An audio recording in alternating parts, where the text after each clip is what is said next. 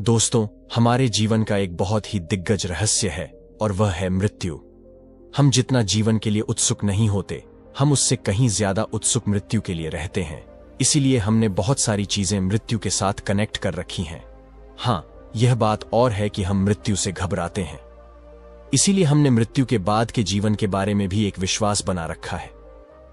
परंतु आप यह भूल जाते हैं कि मृत्यु जितना दिग्गज रहस्य है, उससे भी कहीं दिग्गज रहस्य यह जीवन है जो आप जी रहे हैं। हम सभी यह अच्छी तरह से जानते हैं कि कोई चीज है तो वह नष्ट हो जाएगी। कोई चीज कैसे है और उसने जन्म ही क्यों लिया, उसके बाद भी न जाने क्यों हम जीवन को लेकर उत्सुक नहीं रहते, बल्कि हम मृत्यु को लेकर अधिक उत्सुक रहते हैं। क्योंकि जीवन तो हम जी रहे हैं, पर मृत्यु भविष्य में होने वाली घटना है। वह कैसी होगी, उसके बाद क्या होगा, कुछ होगा या नहीं होगा, मृत्यु के बाद हमारे साथ क्या होता है, ऐसे कई सारे सवाल हमारे मन में अक्सर ही आते रहते हैं, जिस कारण मृत्यु हमारे लिए जीवन से भी ज्यादा रहस्यमय बन जाती है। और हम सभी इस वास्तविकता को जानते हैं कि एक न एक दिन हम सभी को मृत्यु तो आनी ही है, लेकिन उसके बाद भी हम नासमझ बनकर बैठे रहते हैं। हम यह सोचते हैं कि हम तो अभी बच्चे हैं, हम तो अभी जवान हैं, हमारे पास तो अभी बहुत समय है, हम तो बुढ़ापे में ही भरेंगे। किंतु आप यह भूल रहे हैं कि आपके पास कोई भी ज्यादा समय नहीं है। किसी के पास कितना समय है यह कोई नहीं जानता। आप चाहे बच्चे हों, जवान हों या बूढ़े हों, इससे कोई फर्क नहीं होता। इसलिए आज से ही अपना जीवन जीना शुरू करें, क्योंकि जितना आप खुलकर जीवन को जिएंगे, उतना ही आनंद आपको यह जीवन देगा। इस जीवन को जितना ज्यादा समझ सकते हो, उतना इसे समझने का प्रयास करो, क्योंकि हमारे जीवन के बिल्कुल पीछे मृत्यु भी है। एक समय होता है जब मृत्यु आ रही होती है, तो वह भी एक समय होता है जब मृत्यु घट रही होती है, तो वह भी एक समय ही होता है। और जब मृत्यु हो चुकी होती है, तो वह भी एक समय ही होता है जब सब कुछ समाप्त हो जाता है। जिस प्रकार जीवन का एक समय होता है, ठीक उसी प्रकार मृत्यु का भी एक जीवन काल है। पर हम नादान हमेशा केवल अपनी मृत्यु को लेकर चिंतित रहते हैं। यह सोचते रहते हैं कि मृत्यु कैसी होगी, कब होगी, और मृत्यु के बाद हमारे साथ क्या होगा। इस चीज को लेकर हम भयभीत भी रहते हैं। लेकिन जो आज हमारे पास है, अर्थात हमारा जीवन, हम उस पर ध्यान ही नहीं देते। हम तो केवल आने वाली उस घटना के बारे में सोच रहे होते हैं जो हमारे साथ कब घटित होगा, इसके बारे में हम नहीं जानते। और आज की इस कहानी में हम इसी बारे में चर्चा करने वाले हैं। तो यह कहानी बहुत ही महत्वपूर्ण होने वाली है। इस कहानी को अंत तक जरूर सुनिए। बहुत समय पहले की बात है। एक नगर में एक गुरु रहा करते थे। उनका एक शिष्य भी था। वह शिष्य हमेशा ही भिक्षा मांगने के लिए बगल के नगर में जाया करता था। एक दिन की बात है, वह भिक्षा मांगकर नगर से वापस लौट रहा था। तभी उसे रास्ते में एक वृक्ष पर एक बहुत ही सुंदर पक्षी दिखाई दी। वह पक्षी बहुत ही मनमोहक थी, जिसे देखकर वो शिष्य वहीं पर थम गया। उसकी आवाज भी बहुत मधुर थी। वो शिष्य उस पक्षी को देख ही रहा था कि तभी अचानक उस पक्षी की मृत्यु हो गई। एक जहरीले सांप ने उसे अपना निवाला बना लिया। यह देखकर वह शिष्य बहुत दुखी हुआ। उसकी आंखों से आंसू बहने लगे। वह चाहकर भी उस पक्षी के लिए कुछ न कर सका। बस अपना शोक प्रकट करके वह वहां से आगे की ओर बढ़ चला। वह दुखी होकर जब अपने मार्ग से आगे बढ़ रहा था, तभी उसने कुछ ही दूर बाद देखा कि एक मां अपने छोटे बच्चे की मृत्यु पर रो रही थी। रोते रोते उस मां का बुरा हाल हो चुका था। लेकिन जब उस शिष्य ने उस बच्चे की ओर देखा जो मृत्यु शैया पर लेटा था, उसका चेहरा देखकर ऐसा प्रतीत होता था मानो वह अभी उठकर बोलेगा। किंतु वह अब चुप हो चुका था। अब वह कुछ नहीं बोल सकता था और वह उसके लिए कुछ नहीं कर सकता था। वह चुपचाप आश्रम आया और वह दिन भर उदास ही रहा।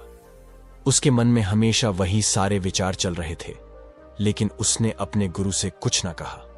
अगले दिन फिर से वह भिक्षा मांगने के लिए बगल के नगर में गया। जब वह भिक्षा मांगकर वापस लौट रहा था, तब उसने एक बूढ़े व्यक्ति को अपनी अंतिम सांस गिनते हुए देखा, और वह भी अचानक मृत्यु को प्राप्त हो गया। इन सभी घटनाओं से शिष्य का मन बहुत घबराने लगा था। उसके मन में कई सारे प्रश्न उठने लगे थे। वह यह समझ नहीं पा रहा था कि आखिर यह मृत्यु क्या है और यह क्यों आती है। उसे अब मृत्यु से भय लगने लगा था। वह वापस आश्रम की ओर आ ही रहा था कि तभी उसने देखा, आश्रम से कुछ ही दूर पर एक व्यक्ति वृक्ष पर चढ़कर टहनी काट रहा था। और टहनी काटते काटते अचानक उसका पैर फिसल गया और वह जमीन पर आ गिरा। उसके सर पर गहरी चोट लगी थी। आसपास के कुछ लोगों ने उसे पानी पिलाया, लेकिन पानी पीते पीते ही उसने अपने प्राण त्याग दिए। यह देखकर शिष्य और भी भयभीत हो चुका था। उसे कुछ भी समझ नहीं आ रहा था कि आखिर वह क्या करे। भीतर से वह बहुत दुखी हो चुका था।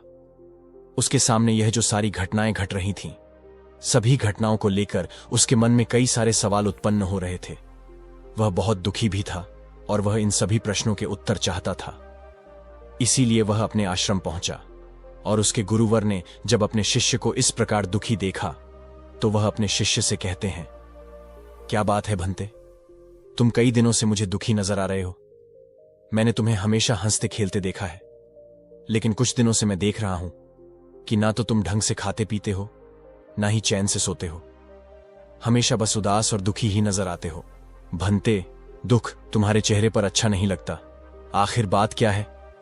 इस पर उस शिष्य ने अपने साथ बीती हुई वह सारी घटनाएं अपने गुरु को बताई और अपने गुरु से प्रश्न करते हुए कहता है, हे गुरुवर, एक व्यक्ति अपना पूरा जीवन केवल अपने परिवार के लिए ही जीता है। वह अपने परिवार के लिए खुशियां बटोर चाहता है। वह चाहता है कि उसके परिवार को कभी किसी चीज की कोई कमी ना हो, और इसके लिए उससे जो बनता है वह सब करता है। वह उसके लिए दिन रात मेहनत करता है, अथक परिश्रम करता है, लेकिन अचानक एक दिन वह मृत्यु को प्राप्त हो जाता है। यह बात मेरी समझ में नहीं आ रही। हम सभी जन्म लेते हैं और हम सबका जीवन मृत्यु तक जाता है, पर मृत्यु तो बुढ़ापे में आती है। फिर आखिर कुछ लोग इस तरह से बचपन में ही क्यों मर जाते हैं? कुछ लोग अकस्मात ही मृत्यु को प्राप्त हो जाते हैं। किंतु हे गुरुवर, मृत्यु तो बुढ़ापे में आनी चाहिए और सबकी मृत्यु बुढ़ापे में ही तो लिखी है। फिर आखिर कुछ लोग इस तरह समय से पहले ही मृत्यु को क्यों प्राप्त हो जाते हैं? इन सभी का क्या कारण है? उन गुरुवर ने अपने शिष्य की सारी बातें ध्यानपूर्वक सुनी और फिर वह अपने शिष्य से कहते हैं, इस दुनिया में कभी भी कोई भी समय से पहले मृत्यु को प्राप्त नहीं होता। इस मृत्यु का बुढ़ापे से कोई संबंध नहीं है, कर्म और नियम से बंधा है। नियम कहता है कि कोई भी व्यक्ति या कोई भी प्राणी या निर्जीव व्यक्ति जो भी प्रकट हुए हैं, जिसका भी जन्म हुआ है, जो बना है, उसके जन्म के साथ ही उसके दो जीवन चलते हैं। अर्थात हम एक और जीवन जीते हैं तो दूसरी ओर मृत्यु जीते हैं। उन गुरुवर की यह बात सुनकर वह शिष्य आश्चर्यचकित हो गया और वह गुरुवर से कहता है, हे गुरुवर, आप क्या कहना चाहते हैं? हम तो मनुष्य हैं और हम अपना जीवन ही तो जी रहे हैं, और जीवन के बाद हमारी मृत्यु हो जाती है, और मृत्यु के बाद भला कौन जीता है? किंतु आप कह रहे हैं कि हम जन्म के साथ ही दो जीवन जीते हैं। यह बात मेरी कुछ समझ में नहीं आ रही। कृपया करके साफ और स्पष्ट तौर पर बताएं। अपने शिष्य के मुख से यह बात सुनकर उन गुरुवर ने पास में रखी हुई एक टहनी का छोटा सा हिस्सा उठाया और उसकी ओर इशारा करते हुए गुरुवर अपने शिष्य से कहते हैं, भंते, तुम यह टहनी देख रहे हो? इस पर शिष्य हां में सर हिलाते हुए उन गुरुवर से कहता है, जी गुरुवर, मैं यह टहनी साफ और स्पष्ट देख पा रहा हूं। इस पर वह गुरु अपने शिष्य से कहते हैं, भंते, इस टहनी को अपना जीवन समझो और अभी यह टहनी पूरी है, किंतु अब मैं इस टहनी के एक तरफ आग लगाने जा रहा हूं। और इतना कहकर उन गुरुवर ने उस टहनी की एक सिरे पर आग लगा दी और फिर उस शिष्य को समझाते हुए कहते हैं, भंते, यह जो आग है यह जीवन है। इस जीवन की आग में हमारा जीवन लगातार जलता ही रहता है। और उस आग की ओर इशारा करते हुए वह उस शिष्य से कहते हैं, ठीक इस आग की तरह इस टहनी की तरफ देखो। यह टहनी किस प्रकार जलकर छोटी होती जा रही है। वह शिष्य उस टहनी की तरफ ध्यान से देखने लगा। धीरे धीरे उस टहनी का एक सिरा तेजी से जलता रहा और वह जलते जलते आखिरकार वह टहनी एक छोटे आकार की हो गई। इस पर गुरु अपने शिष्य से कहते हैं, भंते, यह जितना हिस्सा इस टहनी का जल चुका है यह मृत्यु का जीवन है, और जितना हिस्सा अभी बचा हुआ है यह हमारा जीवन है जिसे हम जी रहे हैं। किंतु धीरे धीरे टहनी का यह जो बचा हुआ हिस्सा है यह भी जलकर राख हो जाएगा और हमारा जीवन और भी छोटा हो जाएगा। और फिर एक समय ऐसा भी आएगा जब हम मृत्यु को प्राप्त हो जाएंगे, और यही वह समय होगा जब मृत्यु पूरी हो जाएगी। अर्थात एक ओर से जीवन मृत्यु की ओर यात्रा करता है और दूसरी ओर मृत्यु जीवन की ओर यात्रा करती है। अपने गुरु के मुख से यह सुनकर वह शिष्य उन गुरुवर से एक बार फिर प्रश्न करते हुए कहता है, हे गुरुवर, आपने जो कुछ भी कहा वह सत्य है, परंतु जन्म के साथ ही जीवन मृत्यु की ओर और मृत्यु जीवन की ओर बढ़ता है। परंतु कुछ लोग अकाल ही मृत्यु को प्राप्त हो जाते हैं। ना तो वह मृत्यु की ओर पूरी तरह से बढ़ पाते हैं और ना ही मृत्यु उनकी ओर पूरी तरफ से आ पाती है। वह जन्म से बुढ़ापे तक का सफर भी नहीं कर पाते, बल्कि किसी दुर्घटना में उनकी अकाल मृत्यु हो जाती है। वह कोई भी हो सकता है, वह बच्चे भी हो सकते हैं, जवान भी हो सकते हैं। आखिर ऐसा क्यों? इस पर वह गुरुवर मुस्कुराते हुए अपने शिष्य से कहते हैं, भंते, कोई भी मृत्यु दुर्घटना नहीं होती। जो जैसे और समय और जिस तरह से मृत्यु को प्राप्त होना है वह वैसे ही होगा। यह सब तो कर्मों का खेल है। हमारे कर्म ही सब बराबर करने का काम करते हैं। कुछ लोग आरामदायक मृत्यु को प्राप्त होते हैं तो कुछ बहुत कष्टदायक मृत्यु को प्राप्त होते हैं। कुछ जीवन भर दुखों में जीते हुए अंत में जाकर बुढ़ापे में मृत्यु को प्राप्त करते हैं। कुछ लोग मृत्यु की कामना करते हुए मृत्यु को प्राप्त करते हैं। कुछ लोग बहुत छोटा सा जीवन जी पाते हैं और उसमें वह सुखी भी रहते हैं, और कुछ लोग तो जीवन की शुरुआत करते ही मृत्यु को प्राप्त हो जाते हैं। और जो लोग बहुत लंबा जीवन जीते हैं वे लोग उसमें अपनी समझ का विकास करते हुए अपने बुरे कर्मों के प्रभाव को कम करते हुए चलते हैं और अच्छे कर्मों के प्रभाव को बढ़ाते चलते हैं, जिस कारण उन्हें एक अच्छा जीवन मिल पाता है। वे लोग अपने बुरे कर्मों के कारण अपनी चेतना को अच्छी तरह समझ पाते हैं, वे उसे निखार पाते हैं, और ऐसी चेतना हमेशा उन्हें बुराइयों से बाहर आने में उनकी मदद करती है। जिस प्रकार सोने को शुद्ध करने के लिए उसे आग में तपाना होता है, ठीक उसी तरह से हमारी चेतना भी होती है। मनुष्य की चेतना को निखारने के लिए दुख और दर्द आते ही रहते हैं, और आपका जीवन कितना लंबा चलेगा ये आपके कर्म निर्धारित करते हैं। यहां इस दुनिया में, इस ब्रह्मांड में सब कुछ नियमों से ही चल रहा है। कुछ भी इधर उधर अपने आप नहीं चल रहा। हर किसी के आने और जाने का समय पहले से ही निर्धारित है। सिर्फ वही लोग अपना समय खुद से निर्धारित कर पाते हैं जो बुद्धत्व को प्राप्त कर पाते हैं। वे लोग प्रकृति के इस बंधन से मुक्त हो जाते हैं। आगे गुरु अपने शिष्य को चेतावनी देते हुए कहते हैं, किंतु एक बात और याद रखना, जो लोग बुद्धत्व को प्राप्त कर लेते हैं वह प्रकृति के बंधन से छूट तो जाते हैं, किंतु वह कभी भी प्रकृति के नियम में हस्तक्षेप नहीं करते। शिष्य एक बार फिर उन गुरुवर से प्रश्न करते हुए कहता है, किंतु हे गुरुवर, यह तो अन्याय ही हुआ ना। कोई मनुष्य है जो बुढ़ापे तक अपना जीवन जीता है और कोई बचपन में ही मृत्यु को प्राप्त हो जाता है। इस पर वह गुरुवर एक बार फिर मुस्कुराने लगे और अपने शिष्य से कहते हैं, भंते, चलो पहले भोजन बना लेते हैं। आगे वह अपने शिष्य से कहते हैं, भंते, पहले जरा आटा लो और उसमें बिना पानी मिलाए उसे गूंदने का प्रयास करो। इस पर वह शिष्य उन गुरुवर से कहता है, किंतु गुरुवर, बिना पानी के मैं आटा कैसे गूंद सकता हूं, और बिना पानी के रोटियां कैसे बनेंगी? यदि आटे को गूंथा है और रोटियां बनानी है तो उसमें पानी तो मिलाना ही होगा ना। इस पर वह गुरुवर अपने शिष्य से कहते हैं, चलो ठीक है, तुम पानी मिला लो और आटा भी गूंद लो और उसकी रोटियां भी बेल लेना, लेकिन उसे तवे पर मत रखना, वरना उसे कष्ट होगा, उसे जलन होगी। इस पर वह शिष्य एक बार फिर उन गुरुवर से कहता है, किंतु हे गुरुवर, जब तक मैं रोटियां बेलूं नहीं और उन रोटियों को तवे पर सेकूं नहीं, तब तक भला रोटियां कैसे बनेगी? हमारा पेट कैसे भरेगा? यदि हमें रोटियां खानी है तो मुझे यह सब तो करना ही होगा। इस पर वह गुरुवर अपने शिष्य को समझाते हुए कहते हैं, भंते, मैं भी तो तुम्हें यही समझाने का प्रयास कर रहा हूं। यह प्रकृति हमारे साथ कुछ ऐसा ही तो करती है। हमारे बुरे और अच्छे कर्मों के आधार पर हमें गूंथा जाता है, हमें दुख और दर्द के तवे पर रखकर तैयार किया जाता है ताकि हम वह हो सके जो हमें होना चाहिए। जिस प्रकार एक आटे और रोटी में फर्क होता है, ठीक उसी प्रकार समय आने पर हम मृत्यु को भी प्राप्त हो जाते हैं ताकि हम अपने सही रूप को प्राप्त कर सके, सही आकार में ढल सके। इस पर वह शिष्य एक बार फिर उन गुरुवर से प्रश्न करते हुए कहता है, हे गुरुवर, आपने जो कुछ भी कहा वह मुझे सब समझ में आ रहा है, किंतु अब भी मैं आपसे कुछ पूछना चाहता हूं। इस पर वह गुरुवर अपने शिष्य से कहते हैं, पूछो, क्या सवाल है तुम्हारा? इस पर वह शिष्य उन गुरुवर से कहता है, हे गुरुवर, मैंने देखा है जो लोग अच्छे कर्म करते हैं, जो लोग ईमानदार होते हैं, वह भी तो जल्दी मृत्यु को प्राप्त हो जाते हैं, जबकि बुरे और अपराधी जो लोगों को कष्ट देते हैं, लोगों को दर्द देते हैं, उनका जीवन बहुत लंबा होता है। क्या यह अन्याय नहीं है? इस पर वह गुरुवर जोर से हंसे और अपने शिष्य से कहते हैं, भंते, इस बात का कोई अंत नहीं है। तुम सवाल पूछते जाओगे और मैं तुम्हें उत्तर देता जाऊंगा। इसका एक ही समाधान है कि तुम इसे अपने आप से, अपने अंतर ध्यान से, अंतर मन से समझने का प्रयास करो। इसे अपने आप से जानो और उसके बाद जो तुम्हें पूछना होगा तुम पूछ सकते हो। उसका उत्तर मैं तुम्हें अवश्य दूंगा। आगे गुरुवर अपने शिष्य को समझाते हुए कहते हैं, भंते, मनुष्य के इस शरीर को लंबी अवधि तक चलाना हमारा मकसद कभी नहीं था और ना ही है। हम तो इस धरती पर एक मकसद के लिए आते हैं।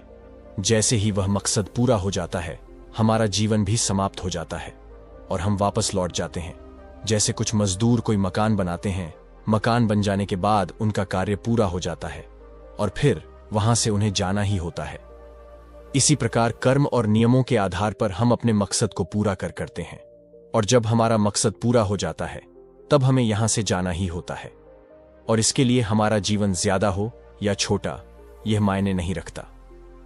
इस पर शिष्य उन गुरुवर से एक बार फिर प्रश्न करते हुए कहा, हे गुरुवर, अभी अभी आपने कहा कि हम एक मकसद के लिए आते हैं और जब हमारा मकसद पूरा हो जाता है तो हमें यहां से जाना ही होता है। लेकिन जो हम बुरे कार्य करते हैं, जो हम बुरे कर्म करते हैं, क्या वह भी प्रकृति का कोई मकसद है जो वह हमारे द्वारा पूरा करवाती है? इस पर वह गुरु अपने शिष्य के इस प्रश्न का जवाब देते हुए कहते हैं, भंते, प्रकृति का अपना कोई मकसद नहीं होता। वह तुम्हें ही सबसे बेहतर बनाने की चेष्टा में लगी रहती है। जब उसे लगता है कि तुम्हें गूंद कर रोटी बना देनी चाहिए तो वह अवश्य ही ऐसा ही करती है। और अगर आटा ही खराब हो, अर्थात यदि तुम्हारे कर्म ही खराब होंगे, तब वो तुम्हारे द्वारा तुम्हारा मकसद पूरा कैसे करवा सकती है? तब वह तुम्हें सुधारने में लग जाती है। वह तुम्हारे द्वारा कुछ ऐसे कर्म करवाती है ताकि तुम समझ सको कि तुम किस मकसद के लिए इस धरती पर आए हो, और इसके लिए वह तुम्हें दुख और तकलीफें भी देती है। ज्यादा दुख और ज्यादा तकलीफें उसी को मिलती हैं जो ज्यादा सुख भी पाता है।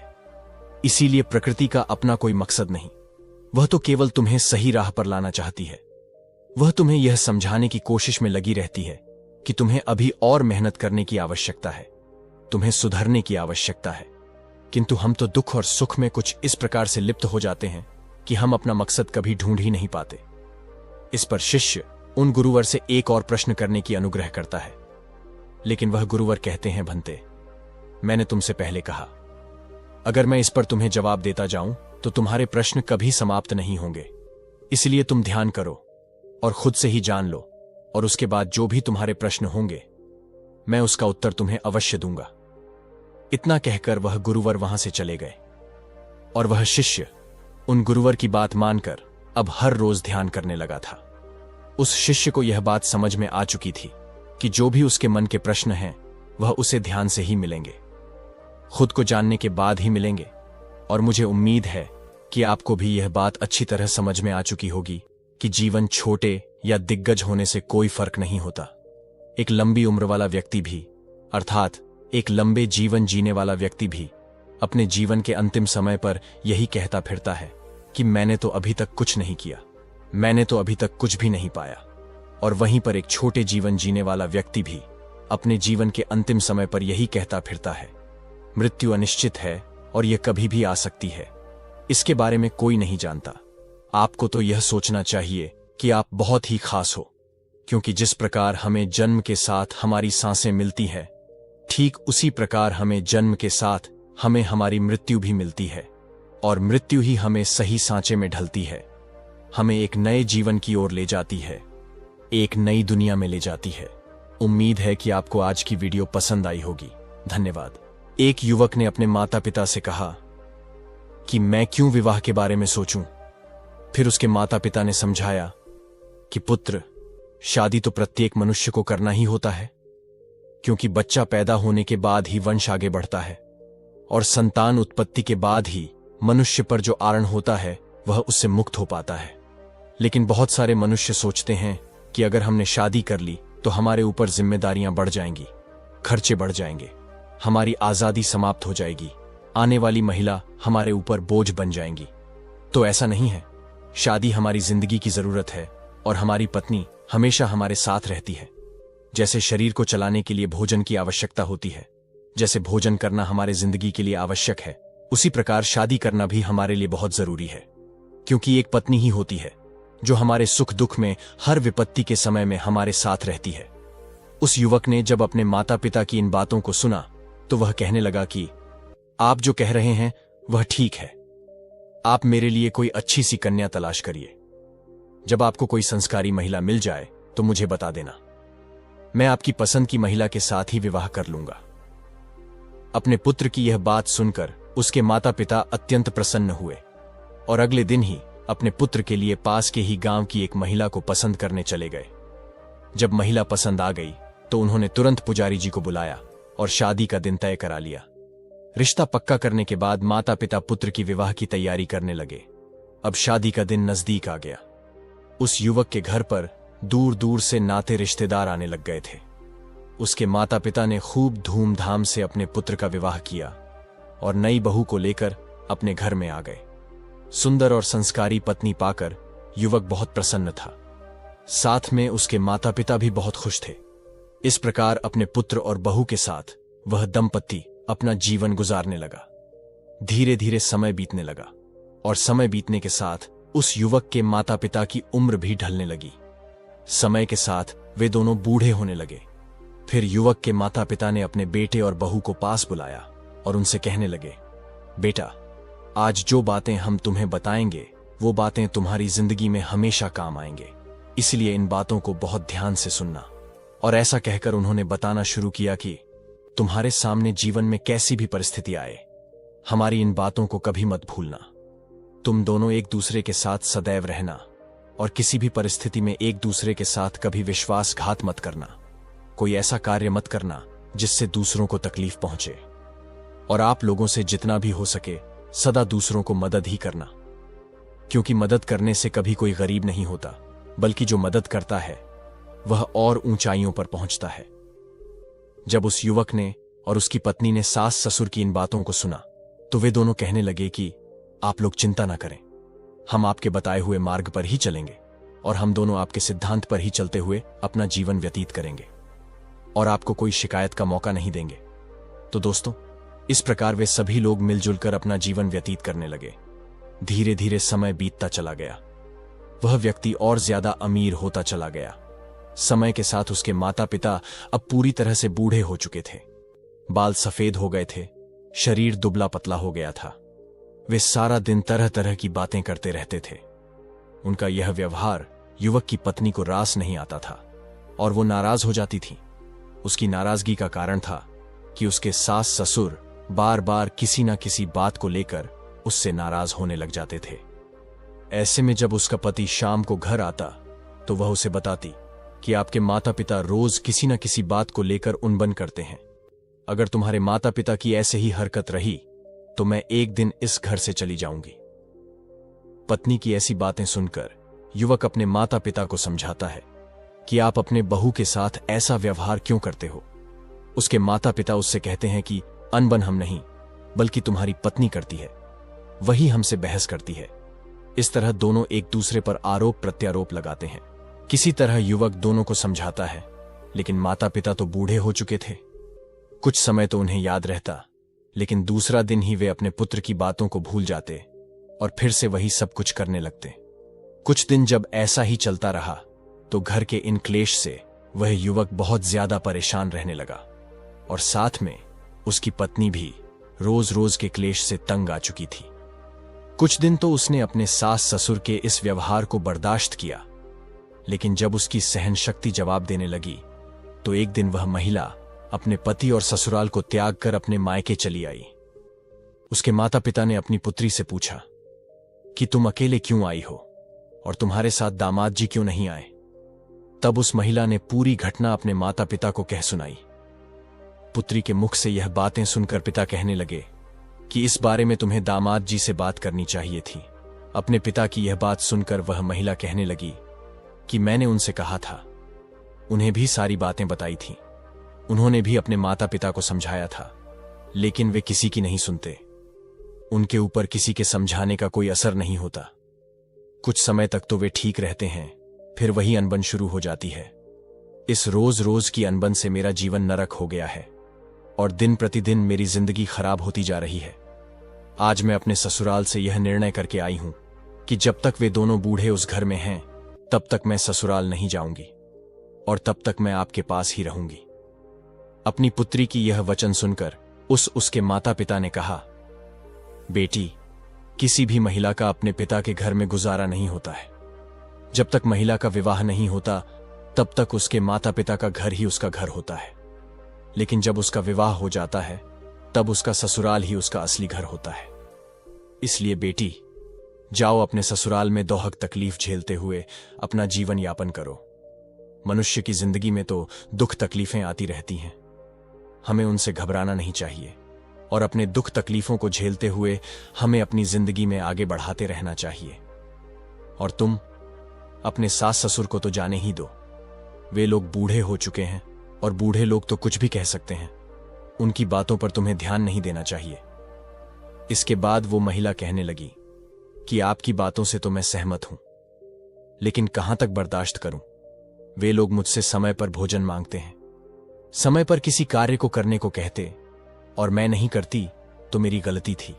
मैं उनका हर काम समय पर करती हूं, फिर भी वे लोग मुझे भला बुरा कहते हैं और मुझे तरह तरह के ताने देकर दुख देते हैं। यही नहीं, मेरे बारे में लोगों से तरह तरह की बातें करते हैं। वे लोगों से कहते हैं, हमारे घर में जो बहू आई है उसका चाल चलन ठीक नहीं है। हमारा बेटा इतना कमाता है, फिर भी हमारी बहू हमें कुछ खाने को नहीं देती। इस तरह की बातें वे गांव वालों से करते हैं और हमेशा ही मेरे पकाए हुए खाने में कमी निकालते रहते हैं। लोगों से कहते हैं कि हमारी बहू को तो खाना भी बनाना नहीं आता और हम लोगों को समय पर भोजन भी नहीं देती हैं। इस कारण हम दोनों समय से पहले ही बूढ़े हो चुके हैं और उनकी बातों का गांव वाले भी विश्वास कर लेते हैं। ऐसे में आप ही मुझे बताइए कि मैं उन्हें भोजन क्यों नहीं दूंगी? मैं भला उन्हें भूखा क्यों मरूंगी? जब अपनी बेटी की यह बातें वह पिता सुनता है तो उसे अपनी बेटी की बातें सुनकर बहुत ही दुख होता है और अपनी बेटी से कहता है कि पुत्री, तुम चिंता मत करो। इसके बारे में मैं तुम्हारी ससुराल जाकर तुम्हारे सास ससुर और तुम्हारे पति से बात करूंगा और उनसे पूछूंगा कि आखिर वे लोग तुम्हारे साथ ऐसा व्यवहार क्यों करते हैं। अगले दिन ही महिला के माता पिता अपनी बेटी को लेकर उनके ससुराल पहुंचते हैं। ससुराल में उन्हें दामाद तो नहीं मिलते। फिर महिला के माता पिता इस बात को दोनों के सामने रखते हैं, लेकिन वे लोग तो बूढ़े हो चुके थे। उनके अंदर समझदारी नाम की कोई चीज नहीं बची थी। उल्टा वे दोनों महिला के माता पिता को ही भला बुरा कहते हैं। महिला के माता पिता ने काफी समझाया, लेकिन कोई हल नहीं निकला। जब बातचीत से कोई हल नहीं निकला तो महिला के माता पिता अपनी बेटी को लेकर उदास मन से अपने घर के लिए वापस लौटने लगते हैं। जब वे वापस लौट रहे थे तो उन्हें रास्ते में एक व्यक्ति दिखाई देता है, जिनके एक हाथ में कमंडल था और उनके बाल बिल्कुल सफेद थी और मुख पर एक अलग ही तेज थी। जब महिला के माता पिता उस व्यक्ति के पास पहुंचते हैं तो उन्हें मालूम होता है कि वह एक सिद्ध सन्यासी हैं। उनके चेहरे पर एक अलग ही तेज आभा थी। उनके तेज को देखकर महिला के माता पिता उन्हें प्रणाम करते हैं और उनके चरणों के पास जाकर बैठ जाते हैं। जब साधु महाराज ने पूछा, पुत्र, कोई परेशानी है? तब महिला के पिता कहने लगा, हां महाराज, मैं बहुत परेशानी में हूं। मुझे कुछ समझ नहीं आ रहा कि क्या करना चाहिए। फिर साधु महाराज कहने लगे, बच्चा, तुम्हें जो भी परेशानी है मुझे साफ साफ बताओ। मैं तुम्हारी परेशानी का कोई ना कोई समाधान जरूर कर दूंगा। वह महिला के पिता कहने लगा, गुरुदेव, कुछ साल पहले मैंने अपनी बेटी की शादी बगल के गांव में करी थी। जिसके घर में मैंने अपनी बेटी के रिश्ता किया था वे लोग बहुत ही अमीर हैं। जिस युवक से मैंने अपनी पुत्री का विवाह किया था वह तो ठीक है, लेकिन उसके माता पिता कुछ ठीक नहीं हैं। वे बूढ़े हो चुके हैं और बूढ़े होने के कारण मेरी बेटी को तंग करते हैं, परेशान करते हैं और मेरी बेटी की गांव वालों के सामने उल्टी सीधी बातें करते हैं, जिसके कारण मेरी बेटी ससुराल त्याग कर मेरे पास लौट आई है और मेरे पास रहने की जिद कर रही है। अब ऐसे में आप ही बताइए कि कोई भी पिता अपनी शादीशुदा बेटी का जीवन भला कैसे तबाह होते देख सकता है। महिला के पिता की ऐसी बातों को सुनकर वह सिद्ध सन्यासी कहने लगे कि यदि ऐसी बात है तो तुम मुझे उन लोगों के पास ले चलो, मैं उन्हें कुछ बातें बताऊंगा। यदि मैंने बताई बातें उनकी समझ में आ गईं और उन्होंने अपने जीवन में उतार दिया तो उन बातों से आपकी बेटी भी हमेशा खुश रहेंगी और वे लोग भी सदैव प्रसन्न रहेंगे, क्योंकि उन्हें कभी किसी ने नहीं बताया कि वृद्ध अवस्था में यह 4 बातें याद रखनी चाहिए। इसी कारण से उनकी यह दुर्दशा हो रही है और उसके साथ ही तुम्हारी बेटी और दामाद को भी मुसीबतों का सामना करना हो रहा है। जब लड़की के माता पिता ने सिद्ध सन्यास के इन बातों को सुना तो वे प्रसन्न हो गए और साधु महाराज को अपने साथ लेकर बेटी के ससुराल की ओर चल दिए।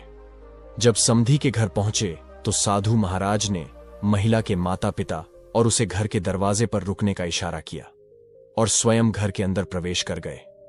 घर के अंदर दोनों बूढ़े बैठे हुए थे। जब युवक के माता पिता ने साधु महाराज को देखा तो दोनों खड़े हो गए और साधु महाराज को बैठने के लिए आसन दिया। फिर उस युवक के माता पिता ने सिद्ध सन्यासी से खाने पीने के बारे में पूछा। उस साधु महाराज ने कहा कि मैं आप लोगों के घर पर जी भर के खाऊंगा, लेकिन उससे पहले आपको मेरा एक काम करना होगा। सन्यासी की बात सुनकर वे दोनों बुजुर्ग व्यक्ति कहने लगे कि आपके हम सभी बात मानने को तैयार हैं, लेकिन पहले आप भोजन कर लीजिए। सिद्ध सन्यासी ने कहा, नहीं, पहले आप मेरी बात को सुनो, उसके बाद ही आप अपने घर का भोजन मुझे करवाना।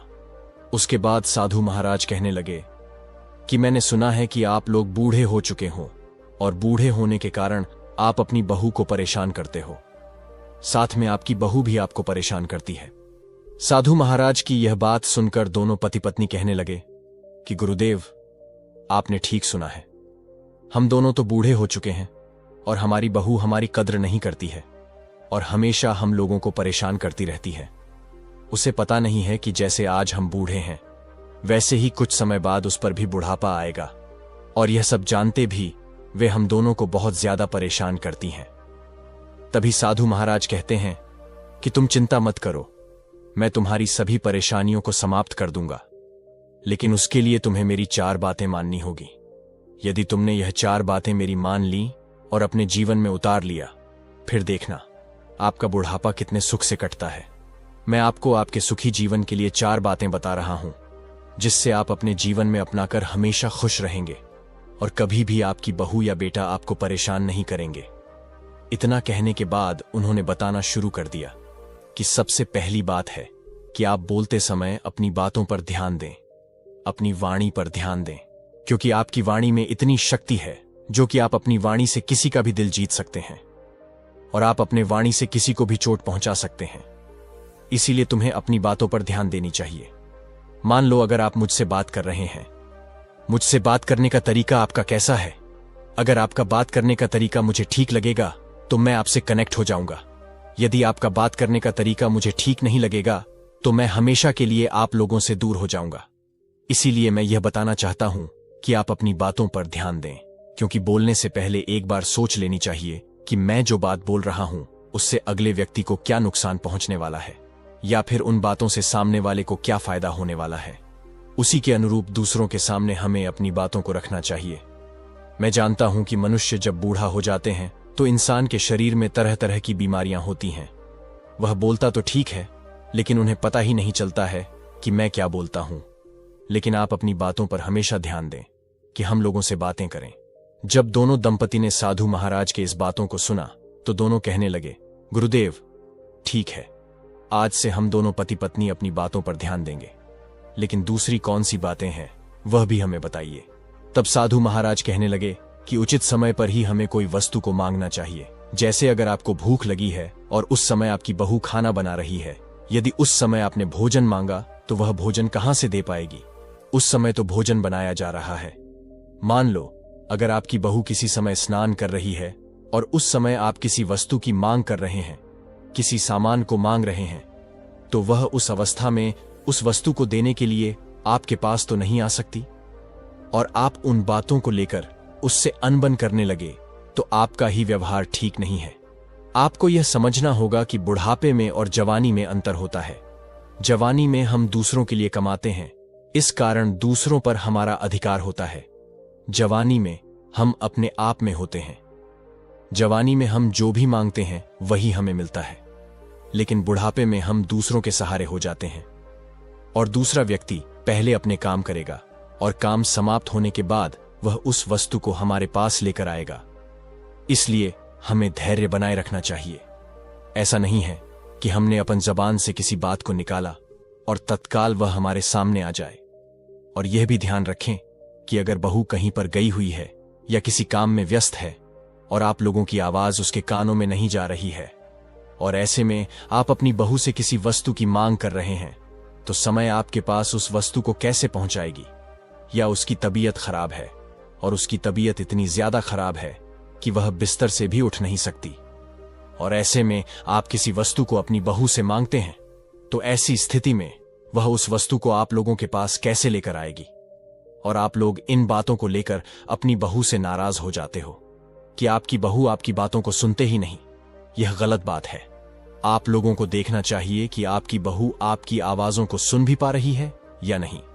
और जिस समय आप किसी वस्तु की मांग कर रहे हैं उस समय आपकी बहू कहां पर है, और जो भी सामग्री आप उससे मांग रहे हो क्या वह सामग्री आपके घर में उपलब्ध है भी या नहीं है? दूसरी बात को सुनकर वे दोनों बुजुर्ग व्यक्ति कहने लगे कि साधु महाराज, हम लोग समझ चुके हैं कि हम लोग कितने गलत थे। तभी वह सन्यासी कहते हैं कि अभी मेरी बात समाप्त नहीं हुई है, अब मेरी तीसरी भी बात सुनो। उन्होंने आगे कहना शुरू किया कि खाना खराब हो जाने पर चिढ़ना नहीं चाहिए। मान लो आपकी बहू खाना बना रही है और उसका ध्यान कहीं और चला गया, क्योंकि घर के बहुत सारे कार्य होते हैं। ऐसे में खाना बनाते समय नमक कम या ज्यादा हो गया, मिर्च कम या ज्यादा हो गई, या रोटी जल गई, और उसने वह भोजन आपके सामने परोस दिया। आपने जैसे ही उस भोजन चखा, आप मह बनाने लगे और कहने लग गए कि भोजन में तो स्वाद ही नहीं है, और तरह तरह की कमी निकालने लग गए कि भोजन में यह कमी है, वह कमी है, सब्जी ऐसी बनी नहीं है, वैसी नहीं है। आपको ध्यान रखना चाहिए कि आप लोग भी एक दिन नौजवान थे, आप लोगों से भी भोजन खराब हो जाता था, तो क्या आपके माता पिता भी आपके साथ ऐसा ही व्यवहार करते थे? मान लो अगर करते भी थे तो आपको उस वक्त कैसा लगता था? बुरा लगता था कि आपके माता पिता आपसे ऐसी बातें कह रहे हैं कि आपको भोजन बनाना नहीं आता। देखिए, चाहे कोई स्त्री है या कोई पुरुष है, उससे गलतियां हो ही जाती हैं। भोजन बनाने में कुछ गलती भी हो जाती है तो हमें उसे सह लेना चाहिए और अपनी बहू को बतानी चाहिए कि बेटी देखो, यह कमी है, आगे से ध्यान रखना। अगली बार इस तरह की गलती को दोबारा मत दोहराना, प्यार से कहिए।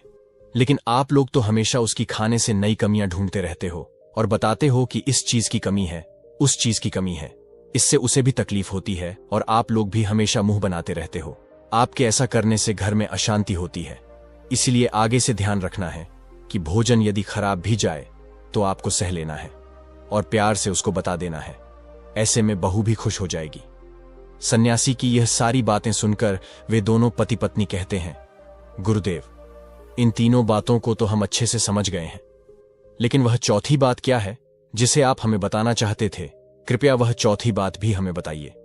तब साधु महाराज कहते हैं, जरा धीरज रखो, मैं चौथी बात भी बताऊंगा।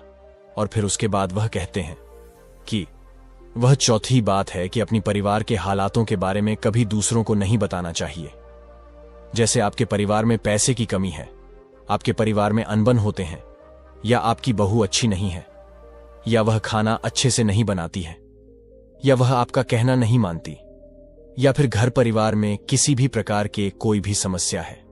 क्योंकि बाहर वालों को जब तुम अपने घर की समस्या बताते हो तो उस समय को वह लोग दिखावे के लिए हमारे साथ हमदर्दी का नाटक करते हैं, लेकिन तुम्हारे जाते ही वे तुम्हारे पीठ पीछे तुम्हारे मजाक बनाते हैं, और वही लोग एक की चार बातें बनाकर तुम्हारे कही हुई बातों को तुम्हारे बहू या बेटा से कहते हैं। इससे घर में और ज्यादा कलह बन जाता है, जिसे हम आम भाषा में चुगली कहते हैं। आपने तो सुना ही होगा, इसके घर की बात उसके घर में कहना, इसकी समस्या उससे कहना, बढ़ चढ़ के उन बातों को बोलना। अधिकतर लोग तो आपके सामने आपसे हमदर्दी जताने के बहाना नाटक करेंगे, लेकिन आपके जाते ही आपके पीठ पीछे आपकी बुराई या आपकी चुगली इधर उधर करेंगे।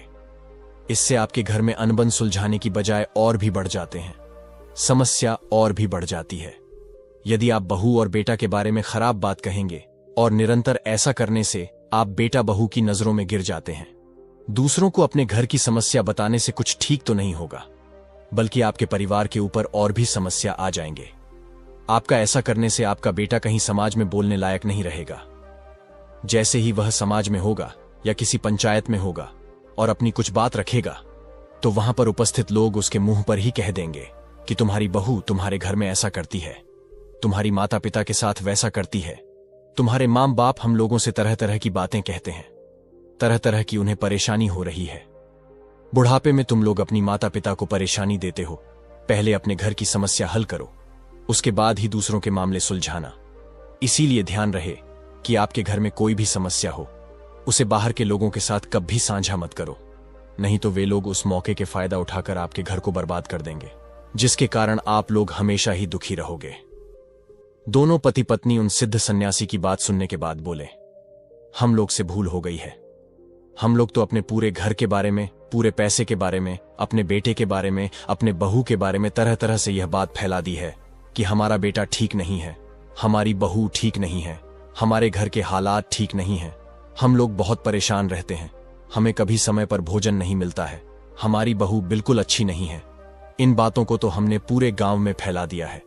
तभी सन्यासी कहने लगे, इसीलिए तो मैं आपको समझा रहा हूं, अगर आप लोग घर की बातों को पूरी गांव में फैलाओगे तो एक ना एक दिन तुम्हारे ऊपर वह परिस्थितियां आ जाएंगी जिसकी कारण आप दुखी रहोगे। इसीलिए आज से मेरा कहना मानो कि अपने घर की बातों को कभी बाहर के लोगों के सामने भी मत साझा करना। और जो 4 बातें मैंने तुम्हें बताई हैं, उन बातों को अपने जीवन में हमेशा याद रखना, क्योंकि जो भी व्यक्ति जो बूढ़ा है इन 4 बातों को अपनाता है और अपने जीवन में उतार लेता है, तो उसके जीवन में कभी कोई दुख तकलीफ नहीं आती। वह हमेशा अपनी जिंदगी में खुश रहता है और उसके घर में सुख शांति बनी रहती है, जिसके कारण उनके परिवार पर कोई विपत्ति नहीं आती। पीछे से 4 बातें उनके बेटा और बहू सुन रहे होते हैं। यह 4 बातें समाप्त होने के बाद उसका बेटा और बहू सिद्ध सन्यासी के पास आते हैं और उनके चरणों में प्रणाम करते हैं। तभी वह सिद्ध साधु महाराज कहते हैं, आप लोग भी कुछ बातें सुन लो जो आपके जीवन में हमेशा काम आएंगे। इतना कहकर साधु महाराज उन दोनों पति पत्नी को समझाते हुए कहते हैं कि ये ध्यान रहे कि घर में बुजुर्ग माता पिता हैं और उन्होंने उसे कुछ कह दिया है या उन्होंने ऐसी कुछ बात कह दी है जिसे सुनकर आपको बुरा लगा है, तो जवान बच्चों को यह समझना चाहिए कि अब वे बूढ़े हो चुके हैं। बूढ़े होने के कारण उनकी जुबान फिसल जाती है और जवानी के उपेक्षा में दिमाग तो कम चलता है और उन्हें खुद पता नहीं होता कि वे क्या बोल रहे हैं और क्या नहीं बोल रहे हैं। उनकी इन बातों को लेकर कभी चिंता नहीं करनी चाहिए और ध्यान देनी चाहिए कि यह बूढ़े लोग हैं, वे कुछ भी बोल सकते हैं। इनकी बातों पर जो भी व्यक्ति ध्यान देता है वह हमेशा ही खुद परेशान रहता है और साथ में उसकी पत्नी भी परेशान रहती है और उसके परिवार वाले भी परेशान रहते हैं, क्योंकि वृद्ध अवस्था में कोई भी इंसान कोई भी बात बोल सकता है और कहीं भी जा सकता है और उसे खुद पता नहीं होता है मैं क्या बोल रहा हूं और क्या कर रहा हूं। दूसरी बात, आप मान लो कि आपके माता पिता आपसे कोई बुरी बात कह दी है, आपको मार दी है या फिर दिल पर कोई ठेस पहुंचने वाली बात कर दी है या फिर आपकी पत्नी से कुछ कह दिया है कि भोजन ठीक नहीं बना है, तो आप लोगों को उनकी बातों को सुन लेना है, उनकी बातों पर आपको गौर करना है। अगर हमारी किसी गलती की वजह से हमें भोजन बनाने में कोई कमी हुई है तो पहले आपको उसे सुधारना है। तो दोस्तों, कैसी लगी आपको